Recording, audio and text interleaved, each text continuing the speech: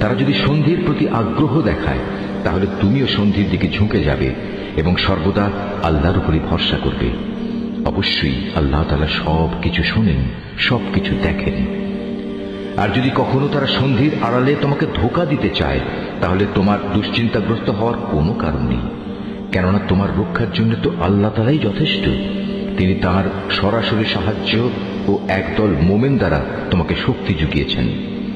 আল্লাহ তাআলা এই মোমেনদের দিলকে পারস্পরিক ভালোবাসা ও সম্প্রীতির বন্ধনে আবদ্ধ করে দিয়েছেন। অথচ তুমি যদি দুনিয়ার যাবতীয় সম্পদ এর পেছনে ব্যয় করতে, তবু তুমি এ মানুষদের দিলকে ভালোবাসার বন্ধনে আবদ্ধ করতে পারতে না। কিন্তু আল্লাহ তাআলা এদের মাঝে প্রীতি স্থাপন করে দিয়েছেন। অবশ্যই তিনি পরাক্রমশালী ও বিজ্ঞ কুশলী। হে নবী, তোমার জন্য এবং তোমার অনুবর্তনকারী মোমেনদের জন্য তো আল্লাহ তাআলাই যথেষ্ট। হে নবী, তুমি মোমেনদের যুদ্ধের জন্য উদ্বুদ্ধ করো। মনে রেখো, তোমাদের মধ্যে 20 জন লোকও যদি ধৈর্যশীল হতে পারে তাহলে তারা 200 লোকের উপর বিজয়ী হবে। আবার তোমাদের মাঝে এমন লোকের সংখ্যা যদি 100 হয় তাহলে তারা 1000 লোকের উপর জয়লাভ করবে।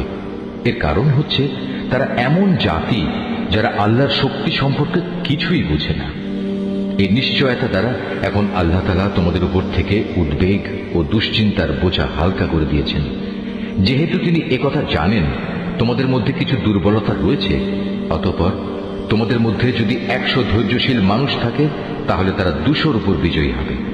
আবার যদি থাকে তোমাদের 1000 ধৈর্যশীল ব্যক্তি তাহলে তারা আল্লাহ তাআলার হুকুমে বিজয়ী হবে 2000 লোকের উপর। জেনে রেখো, আল্লাহ তাআলা ধৈর্যশীলদের সাথেই রয়েছেন। কোন নবীর পক্ষেই এটা শোভা পায় না যে তার কাছে বন্দীদের আটক রাখবে যতক্ষণ পর্যন্ত সে জমিনে রক্তপাত ঘটাবে এবং আল্লাহর শত্রুদের নিপাত না করে দেবে। আসলে তোমরা তো দুনিয়ার সামান্য স্বার্থটুকুই চাও, আর আল্লাহ তাআলা চান তোমাদের আখিরাতের কল্যাণ দান করতে। আল্লাহ তাআলাই হচ্ছেন পরাক্রমশালী ও প্রজ্ঞাময়।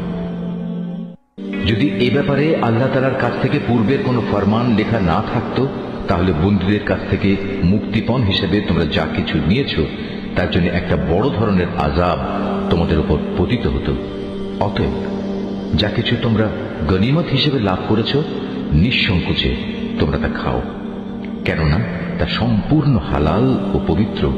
তোমরা আল্লাহ তাআলাকে ভয় করো। আল্লাহ তাআলা অবশ্যই ক্ষমাশীল ও দয়ালু।